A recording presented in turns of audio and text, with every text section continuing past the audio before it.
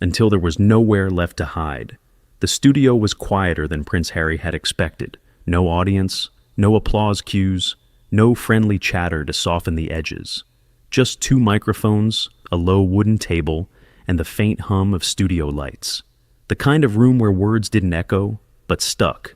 Harry adjusted his jacket as he took his seat, glancing briefly at the glass of water beside him. He'd done dozens of interviews like this, podcasts, long-form conversations, spaces where he could finally tell his truth. Across from him sat Alastair Campbell, relaxed, almost casual. One hand rested near his notes, the other lightly touching the microphone stand. He wasn't smiling, but he wasn't frowning either. His expression suggested patience, the dangerous kind. "Thank you for doing this," Campbell began calmly. "I know you don't always feel the media gives you a fair hearing." Harry nodded, visibly easing. "That's an understatement," he replied. "But conversations like this matter." Campbell inclined his head. "They do, especially when influence and responsibility are involved." Harry didn't catch it, not yet. The opening minutes felt familiar, safe, even. Campbell asked about Harry's life in California, about stepping away from royal duties, about the pressure of growing up in the public eye. Harry spoke smoothly, confidently. He talked about trauma, about tabloid cruelty, about the suffocating weight of expectation.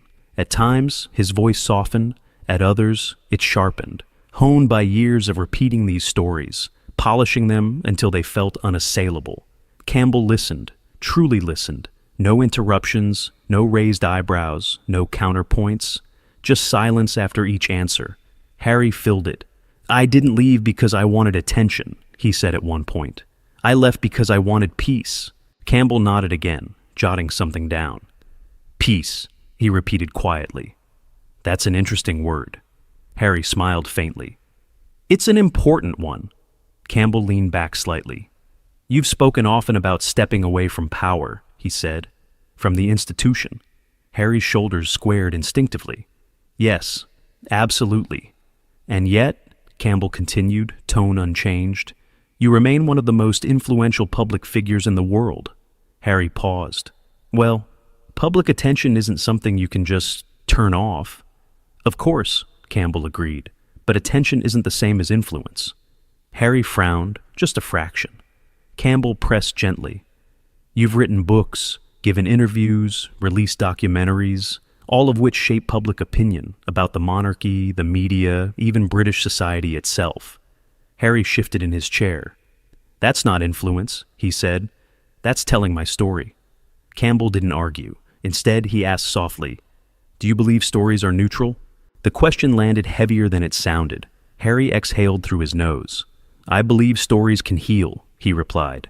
"They can expose harm." Campbell nodded again. "And can they harm?" A beat. Harry hesitated, just long enough to be noticeable. "They can," he admitted, "if they're dishonest." Campbell's pen stopped moving. "And who decides that?" he asked. Harry's jaw tightened slightly. "People know the truth when they hear it." Campbell looked up now, meeting Harry's eyes fully for the first time. "Do they?" he asked. "Or do they recognize conviction?" The temperature in the room shifted, not dramatically, subtly. Harry leaned forward, hands clasped. "I've lived this," he said. "I don't need to convince anyone. I know what happened to me." Campbell's voice remained level. "I don't doubt your experience," he said. "I'm interested in what you do with it." Harry blinked. "What do you mean?" Campbell folded his hands. "You speak often about escaping the institution, about rejecting its power structures." Harry nodded, cautious now. "Yes. And yet," Campbell said, "you still speak as someone shaped by it. You frame your arguments in moral authority derived from it." Harry's eyes narrowed. "That's unfair." Campbell raised a hand slightly, not defensively, but to slow the moment. "I'm not accusing," he said. "I'm observing." Harry leaned back, crossing his arms. "Sometimes observation is accusation," he replied. Campbell smiled faintly, not amused, measured. "That's true," he said, "which is why clarity matters." Harry glanced toward the technician's booth, then back. "I came here to have a conversation," he said, "not to be psychoanalyzed." Campbell's reply was immediate, and I came here to understand how power speaks when it claims to have renounced itself. Silence, not awkward, not hostile, just exposed. Harry uncrossed his arms. "You're twisting my words," he said. Campbell shook his head slowly. "I haven't touched them yet." Harry swallowed. The microphones captured everything: a breath, a shift, a crack, barely visible, but real. And for the first time since the conversation began, Prince Harry looked less like a guest, and more like someone being examined. The silence stretched just long enough to become uncomfortable. Prince Harry shifted in his chair again, this time less subtly. His fingers tapped once against the table before he caught himself and folded his hands together. He was used to interviews turning tense, but not like this. Not without raised voices, not without headlines being thrown at him like weapons. This was different. Alastair Campbell hadn't raised his voice. He hadn't challenged Harry's truth outright. He hadn't even contradicted him. He'd simply waited. "Let me be clear," Campbell said at last, voice measured. "I'm not questioning your pain." Harry nodded quickly. "Good. I'm questioning the function of that pain in public discourse." Harry frowned. What does that even mean?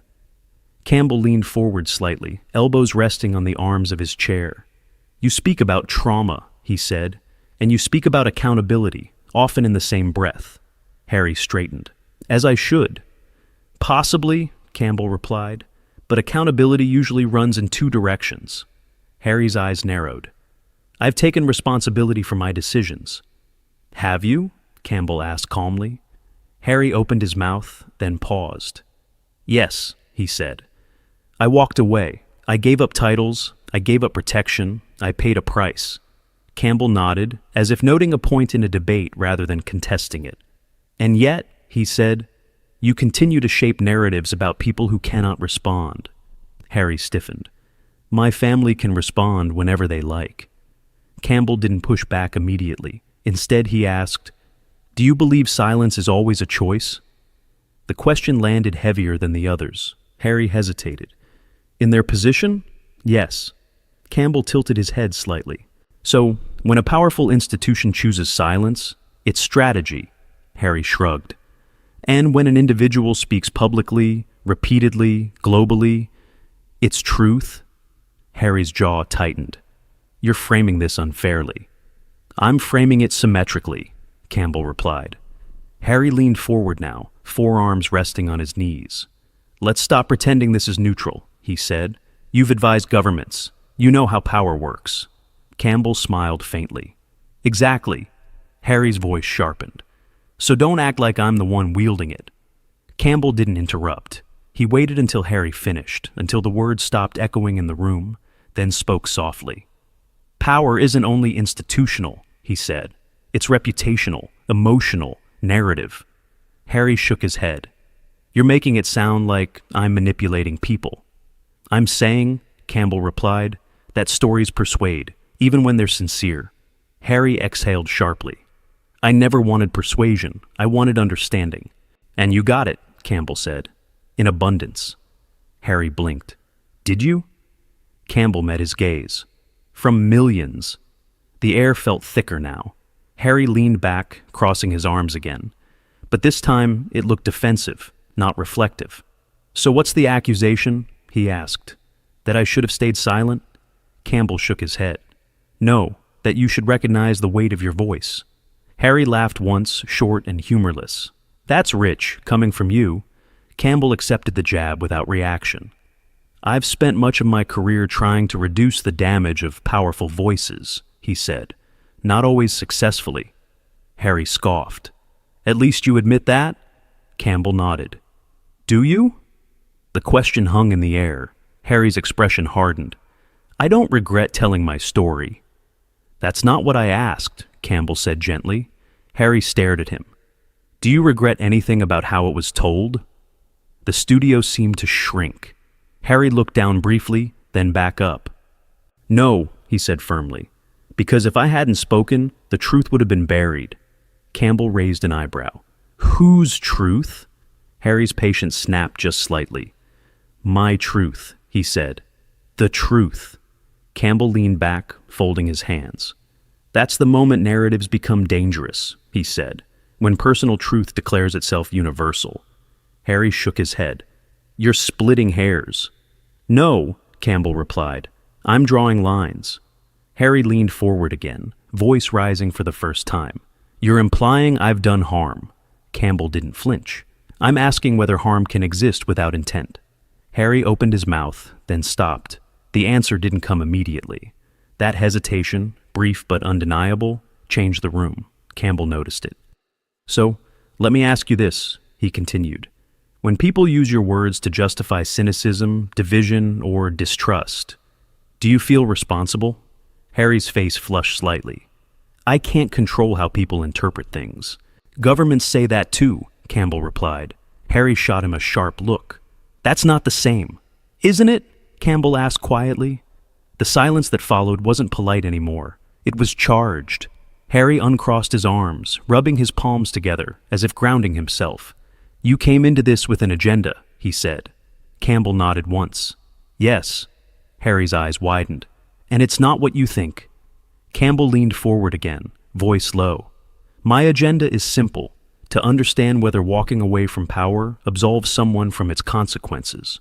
Harry stared at him. I didn't walk away to be absolved, he said. I walked away to survive. Campbell held his gaze. And now you're asking the world to survive your story. Harry stood up abruptly, then stopped himself, sitting back down with visible effort. The microphones caught his breath. I'm done being dissected, he said sharply. Campbell didn't argue. Instead, he asked one final question, quiet, precise, almost gentle. Then why do you keep coming back? Harry froze, not angry, not defensive, just still. And for the first time since the conversation began, he didn't answer at all. The silence after Campbell's question didn't break naturally. It fractured. Prince Harry shifted again, this time standing halfway before sitting back down, as if his body had moved before his mind could catch up. His jaw clenched. He looked past the camera for a brief second, toward the producer's desk, the studio lights, anything that wasn't the man across from him. Because people keep asking, Harry said finally. His voice was steady, but the muscles in his neck betrayed him.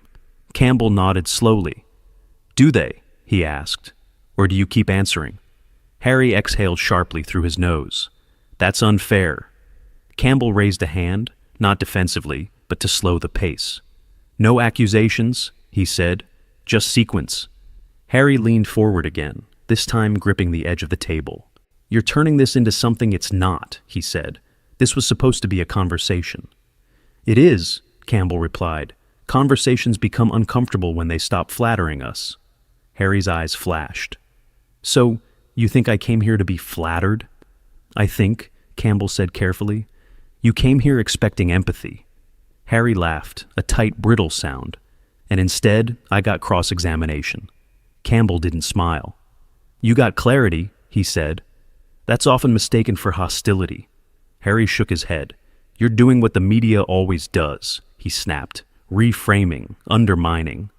Campbell leaned in, his tone still controlled, but firmer now. No, the media amplifies. I'm asking you to own the amplification. Harry's voice rose. I don't control the press. But you choose the platforms, Campbell replied, and you choose the timing. Harry slammed his palm lightly against the table. Just once, but enough. You have no idea what it's like, he said. Growing up inside that system, being watched, controlled. Campbell met his gaze. I know what it's like to watch systems implode, he said, often because those inside them confuse exposure with resolution. Harry scoffed. So now you're saying I made things worse. Campbell didn't dodge it this time. I'm saying some wounds heal privately, he said. Others fester when they're turned into spectacle.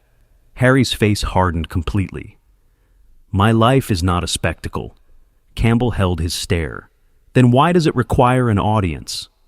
The words landed like a slap. Harry pushed his chair back slightly. This is exactly why people don't trust commentators like you, he said. You sit outside, judging. Campbell's voice sharpened for the first time. And you sit inside a global platform insisting you're powerless. Harry's eyes widened. That's not what I said. It's what you imply, Campbell replied. Victimhood and authority are not opposites, Harry. They can coexist. Harry stood up fully now. This is crossing a line, he said. Campbell didn't move. Which line? He asked.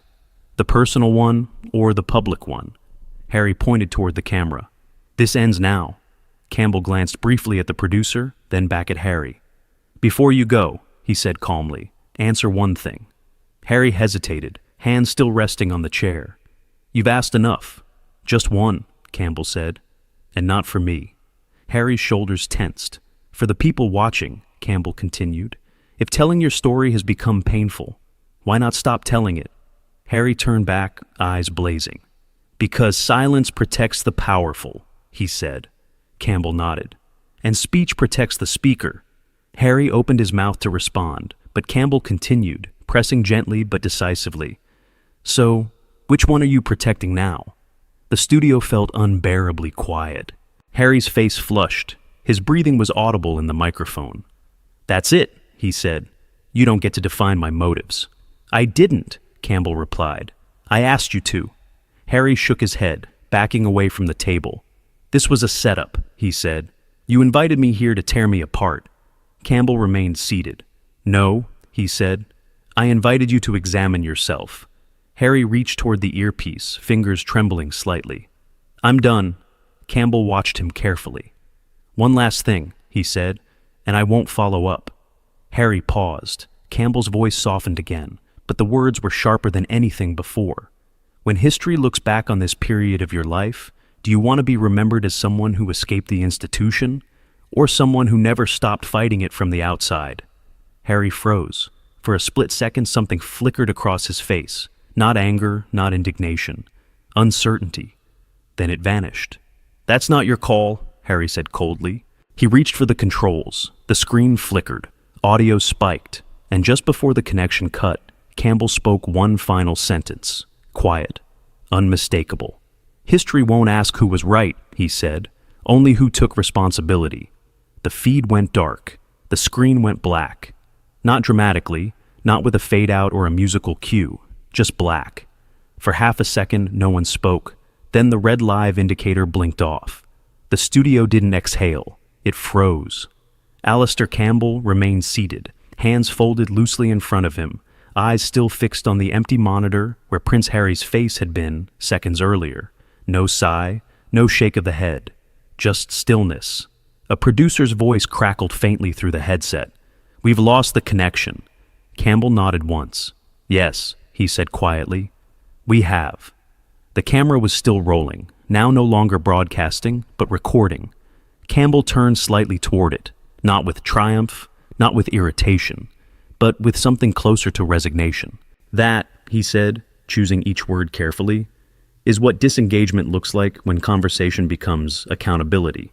He paused. No insults were exchanged, he continued. No shouting, no ambush. Another pause. Just a question that couldn't be controlled. He leaned back in his chair.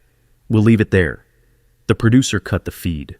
Across the Atlantic, in a quiet room far from the studio lights, Prince Harry stood motionless, headphones still on, staring at his own reflection in the darkened screen. The call had ended, but the words hadn't. He pulled the headset off and dropped it onto the desk harder than necessary. Someone off camera spoke his name. He didn't respond. For a long moment, he said nothing. Then, quietly, almost to himself, he knew exactly what he was doing. But even as he said it, the certainty wasn't there, because part of him knew something else. Campbell hadn't attacked him. He hadn't mocked him. He hadn't dismissed his pain. He had simply refused to carry it for him. Within minutes, clips began circulating, short ones first. Why does it require an audience? Victimhood and authority can coexist. Which one are you protecting now? The comments split instantly. Some called it cruel, others called it overdue. Supporters accused Campbell of arrogance. Critics accused Harry of running. But one thing was undeniable. People watched, and then they rewatched. Media outlets raced to frame it. Prince Harry storms off podcast. Alastair Campbell pushes too far. When interviews turn into interrogations. But beneath the headlines, something more interesting happened. The tone shifted. Not outrage, reflection. Viewers began asking questions that hadn't been asked before. Not about the monarchy, not about betrayal, not about trauma, but about exit. When does telling your story become repeating it? When does explanation turn into performance? When does pain stop being truth and start becoming identity? Later that evening, Campbell released a single statement. No thread, no follow-up interviews, just one paragraph. Conversation requires courage from both sides. Walking away is a choice, but it is also an answer. Harry, for his part, said nothing. No tweets, no statements, no clarifications. And in that silence, something unexpected happened. For the first time in a long while, the story didn't continue. It lingered, unfinished, unresolved, and maybe, finally, honest. If this conversation made you uncomfortable, that's the point. If it made you think, that's the power of real dialogue. Like the video if you believe tough questions still matter. Subscribe for more stories where silence speaks louder than words. Because sometimes, the moment someone walks away,